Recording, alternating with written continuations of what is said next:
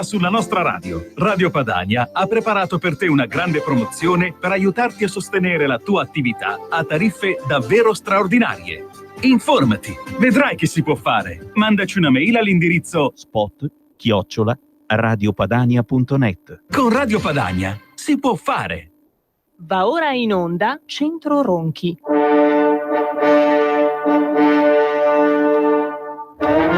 Diamo subito la linea a Francesco Nasari e Tina Ghilardi. Inizia in questo momento il Centro Culturale Roberto Ronchi. Buongiorno, benvenuti. Grazie e una buona domenica a tutti i nostri radioascoltatori. Una buona domenica a Francesco. A te Tina, grande Tina. E diciamo che andando subito al discorso, o continuiamo il ragionamento della scorsa settimana o diciamo che manca comunque una settimana al termine delle elezioni europee, manca una settimana. Io partirei dal discorso di ieri di Matteo in Piazza Duomo, questa Piazza Duomo piena, meravigliosa, poi ha piovuto e quella è un po' una fregatura. Ha piovuto, però io ho seguito il corteo da Palestro fino al Duomo, cioè bellissimo, tantissima gente, adesso io non so quantificare, ma era veramente tanta gente, gioiosa come sempre, come sono le manifestazioni nostre, e arrivando poi in Piazza Duomo che malgrado la pioggia, molti, dato che all'inizio era una pioggia molto sottile, ascoltavano anche senza ombrelli aperti, sono stati aperti quando ovviamente è aumentata la pioggia proprio durante il discorso di Matteo. Ma è proprio per questo motivo che all'inizio di trasmissione ho chiesto a Roberto Colombo, grande regista di questa meravigliosa Radio Padania Libera, di dare spazio il più possibile al discorso di Matteo, proprio perché magari qualcuno poteva per quella parte, che per una parte almeno, non averlo ascoltato per essersi rifugiato da qualche parte per l'acqua, per la pioggia. Abbiamo ristretto i nostri tempi, ma abbiamo dato spazio prima di tutto a un amico, perché poi tutto il resto. Ora, il ragionamento che facciamo noi dal punto di vista culturale è molto semplice. Che cosa andiamo a chiedere, anche con voci diverse, perché dissimili, come quella della Le Pen, come quella degli austriaci, come quella dei polacchi, che cosa andiamo a chiedere in Europa? Non andiamo a chiedere si parla di sovranisti. Noi non siamo sovranisti, perché il sovranismo è l'essere superiori a qualunque norma, essere sovrani del potere, quindi superiori a qualunque norma. Noi non siamo questo, perché noi siamo attaccatissimi al diritto naturale, quindi a norme precise che hanno regolato la nostra civiltà per centinaia d'anni, tanto per cominciare. Abbiamo altre voci in comune, e queste voci in comune che cosa hanno come finalità? L'attuazione di un principio di sussidiarietà, che nell'Unione Europea, così come alla Unione Europea alla cinese, così come progettata dal nefasto Prodi, è assolutamente non preso in considerazione. In cosa consiste il principio di sussidiarietà? Non faccia l'ente superiore ciò che al basso può essere, o al basso o all'alto, può essere fatto dall'ente inferiore.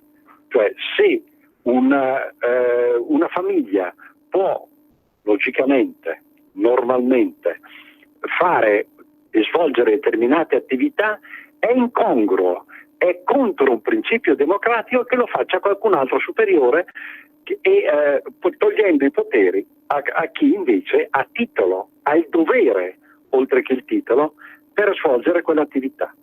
Questo è il principio. Il principio di sussidiarietà, che tra l'altro è stato individuato ed espresso da un grande Papa Pio XI, da Desio, nel 40° anno, è stato esplicitato lì. Ora, quindi è profondamente radicato anche nella cultura cristiana. Ricordo sempre che il 90%, se non di più, dei leghisti sono cristiani e in larghissima parte cattolici. Ora lo ricordo alla CEI soprattutto. Quindi il principio è questo. Quello che si vuole chiedere in primo luogo sulla base di questo principio in Europa è che quello che i singoli popoli possono fare da soli hanno diritto e dovere di farlo da soli, non c'è struttura europea che tenga e che possa invadere questa loro competenza. Mi spiego meglio. Qua noi ridiamo, protestiamo, ci fra virgolette, scusate, incazziamo per il fatto che l'Unione Europea emana regolamenti per misurare i cetrioli piuttosto che la tipologia dei pomodori. Non è questo lo scandalo. Lo scandalo è un altro, e cioè ciò di cui dovrebbero occuparsi le associazioni di categorie, piuttosto che le associazioni nazionali, piuttosto che le associazioni territoriali, va a occuparsi il potere che sta al centro, quello che sta superiore. Non deve farlo, non può farlo. Noi stiamo andando in Europa, ed ecco perché ha ragione Matteo quando dice che si tratta di un referendum. Noi andiamo a dire all'Europa: guarda che tu il principio di sussidiarietà, lo diciamo dal punto di vista culturale come associazione Ronchi, lo devi rispettare, e lo devi rispettare assolutamente.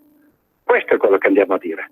Una battaglia che quindi non è che coinvolga ideologie, uno può essere più di destra o di sinistra, ma è una battaglia che coinvolge tutti, perché sotto questo profilo sono d'accordo tutti. In Austria, come in Francia, come in Polonia, come in Ungheria, ma tutti sono d'accordo. Non è d'accordo chi detiene il potere, chiaramente. Ecco, questo direi è il quadro. È una lotta, è un voto contro un potere, dal punto di vista della struttura democratica, illegittimo. L'esercizio illegittimo di un potere. Vogliamo riconosciuto il principio di sussidiarietà. Punto. Quello stesso principio che polemizzando con domenica scorsa con la questione, con la Chiesa Cattolica, con la CEI per la verità, e per quanto riguarda l'Associazione Nazionale Alpini messa a confronto con altre associazioni, abbiamo detto: guardate che questo principio non va solo rispettato fino a un certo punto, va rispettato anche più giù. Quello che possono fare le famiglie e la solidarietà che possono esprimere le famiglie non devono per forza esprimerla attraverso la Caritas piuttosto che le cooperative. Questo è attuazione del principio di sussidiarietà. Abbiamo detto quello, lo ribadiamo anche adesso. Nelle parrocchie oggi, se tu vuoi fare solidarietà, devi andare alla Caritas piuttosto che dalle cooperative. No. Allo stesso modo, nell'Unione Europea, ciò che compete ai nostri popoli non deve competere ai vertici europei. E quella mostruosa burocrazia che si incontra a Bruxelles, chi ha avuto a che fare, chi la conosce, non potrà che darmi atto che è peggio di quella romana, il che è tutto dire, deve essere sotto questo aspetto smontata. E per fare questo, per la verità, non bastano i parlamentari. Servono dei tecnici che sappiano fare, che conoscano i meccanismi, che sappiano smontarli. Ma questo verrà dopo le elezioni e ne parleremo dopo. Oggi dobbiamo pensare all'affermazione totale contro questo potere ingiusto, affermazione del principio di sussidiarietà. Non so se sono stato chiaro. No, chiarissimo. Comunque questo è sempre stato alla base del nostro movimento, questo che tu hai detto. 30 anni fa l'abbiamo detto. Esatto, quindi non è cambiato. Esatto, rimane sempre questo. Purtroppo i vertici vanno sempre oltre. Sì, il vertice europeo, cioè questa cosa di imporre, ecco, in realtà appunto deve nascere proprio dal basso. e determinate cose che si possono fare si devono fare al basso. Sì, esatto. Le strutture, oggi ci sono gli stati, benissimo, le strutture nazionali devono fare tutto ciò che possono fare nella loro competenza, sotto la loro responsabilità, come diritto e come dovere.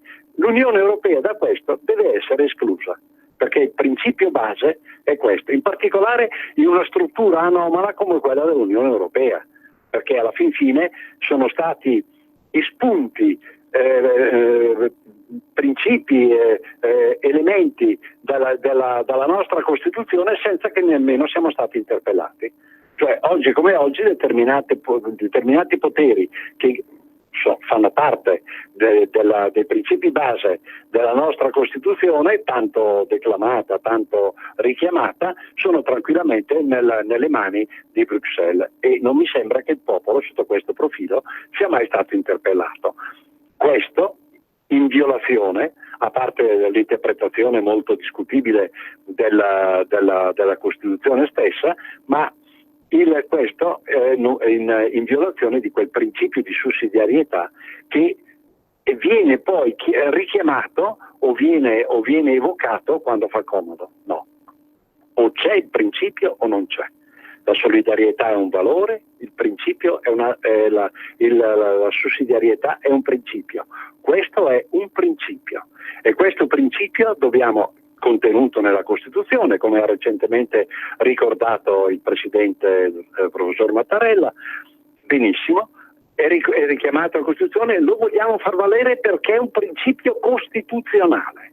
E per questa battaglia che sotto questo profilo si può parlare di referendum, o di qua o di là, o c'è un potere assoluto, quello della grande finanza, quello della grande tecnologia che non paga le tasse, aumenta i costi, li paghiamo noi e loro non pagano tubo, perché vanno a avere la sede in Lussemburgo dove si paga una cicca, ma oppure si riafferma questo principio, e allora la cosa comincia a cambiare. È chiaro che a questo punto si scatena ogni tipo di attacco, perché viene messo in pericolo il potere attualmente, così come attualmente detenuto e esercitato, non solo in Europa, ma direttamente praticamente su di noi.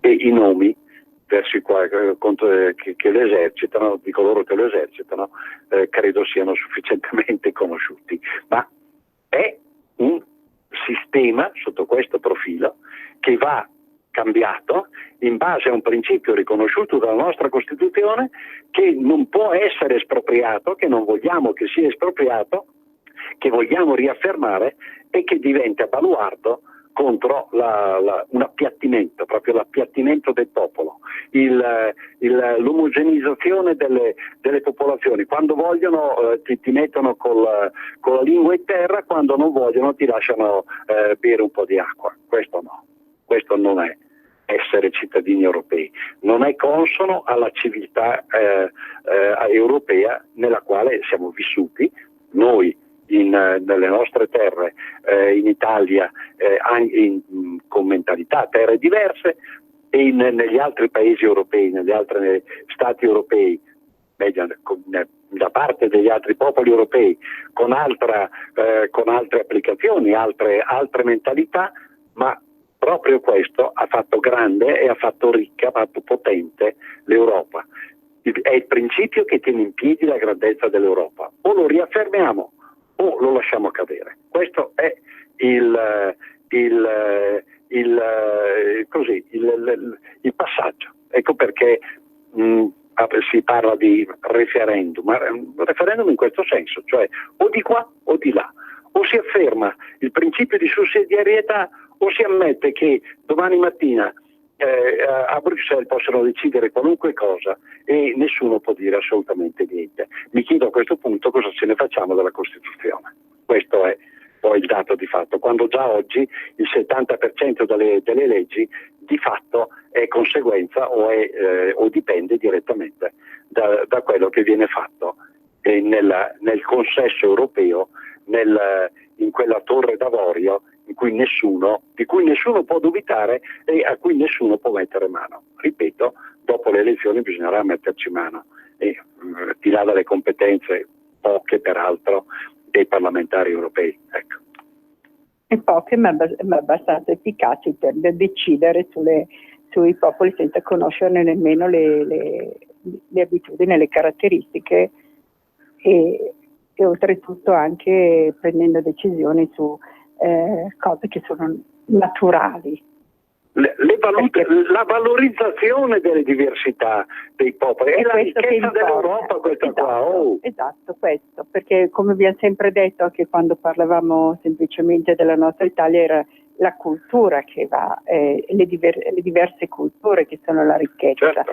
Non è che nessuno si vuole prendere che uno è migliore dell'altro, ma le diversità ci sono e quindi queste devono essere tenute conto. E l'Europa questo non ne ha la conoscenza perché impone delle leggi senza assolutamente imporre delle regole più che delle leggi senza nemmeno conoscere. Ma ti dirò di più, e per chi conosce il criterio di formazione dei vari regolamenti, delle varie, soprattutto delle disposizioni interne all'Unione Europea, la cosa folle è questa, è che di fatto, siccome i popoli sono molto diversi, hanno abitudini diverse e hanno esigenze soprattutto diverse, cosa si fa?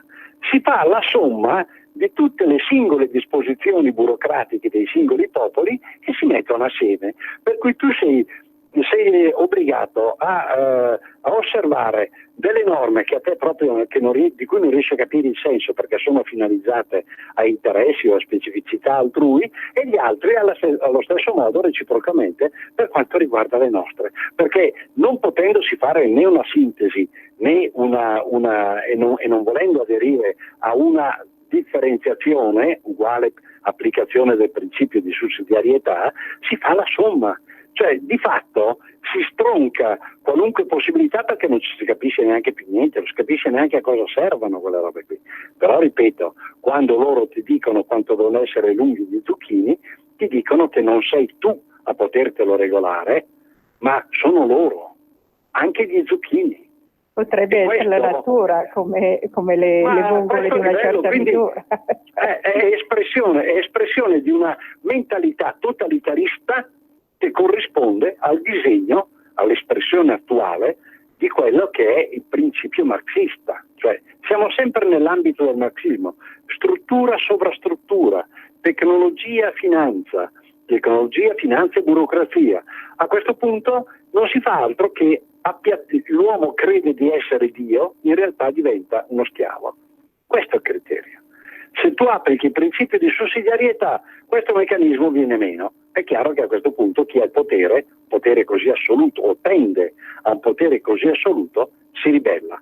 Non c'è il minimo dubbio. E la guerra che conducono è totale, perché sanno che nel momento in cui il voto sarà deficitario per loro, sanno che a quel punto il potere comincerà a vacillare, il loro potere comincerà a vacillare e comincerà a crescere il potere dei popoli. E i popoli, ripeto, hanno nel proprio sangue, nella propria destinazione, autonomia e federalismo. Essere responsabili di ciò che fanno e nello stesso tempo collegarsi, sapendo di non essere mai autosufficienti, collegarsi con gli altri, pattuire con gli altri ciò che devono pattuire, perché ciò per cui non possono essere autosufficienti deve necessariamente dipendere da accordi con gli altri, senza prevaricazioni. Questa è l'idea da cui è nata la Lega, la stiamo attuando, Matteo la sta attuando, stiamo arrivando a quello, vogliamo arrivare a quello, però è decisivo il voto. Su questo profilo non c'è dubbio, è decisivo. Quindi questo è anche l'appello, insomma, a tutti di parlare con i propri vicini, spiegare determinate cose, perché spesso appunto le televisioni e quant'altro, insomma, intortano le cose.